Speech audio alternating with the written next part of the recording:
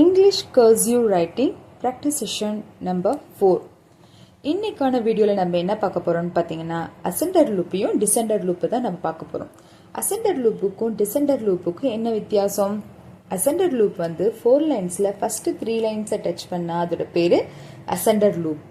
அப்புறம் டிசெண்டர் loop 4 லைன்ஸில் last 3 லைன்ஸை touch பண்ணால் அது டிசெண்டர் லூப்பு. ஓகேங்களா? இந்த அசெண்டர் லூப்பில் என்னென்ன லெட்டர்ஸ் இருக்குன்னு பார்த்தீங்கன்னா b, d, f, h, l, k and t. இதில் ஸ்டூடெண்ட்ஸ் மிஸ்டேக் பண்ணக்கூடிய பார்ட்டின் எதுன்னு பார்த்தீங்கன்னா எஃப்பும் எல் அண்ட் டி மட்டும்தான். ஏன்னா கரெக்டாக ஸ்டார்ட் பண்ணுவாங்க, ஆனால் முடிக்கிறப்போ ப்ராடாக பண்ணிடுவாங்க. அந்த ப்ராட்னஸ் வந்து நம்ம இதில் பண்ணக்கூடாது. ஓகேங்களா? எல்லில் வந்து பசங்க எழுதுகிறப்பயே கரெக்டாக ஸ்டார்ட் பண்ணிட்டு ஆனால் முடிக்கிறதும் ப்ராடாகவே முடிப்பாங்க. அந்த மாதிரி எழுதக்கூடாது.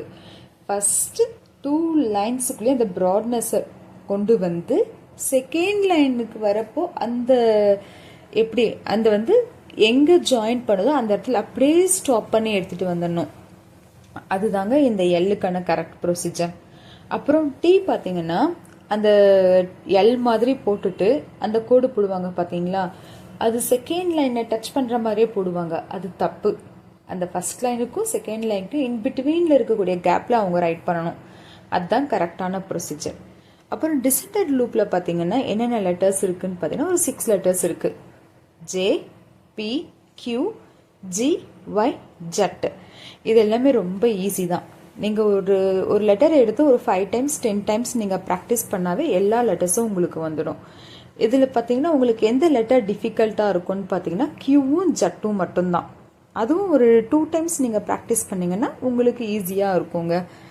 இந்த வீடியோ உங்களுக்கு பிடிச்சிருந்தா ஷேர் பண்ணுங்கள், சப்ஸ்கிரைப் பண்ணுங்கள், மறக்காமல் லைக் பண்ணுங்கள். தேங்க்யூ.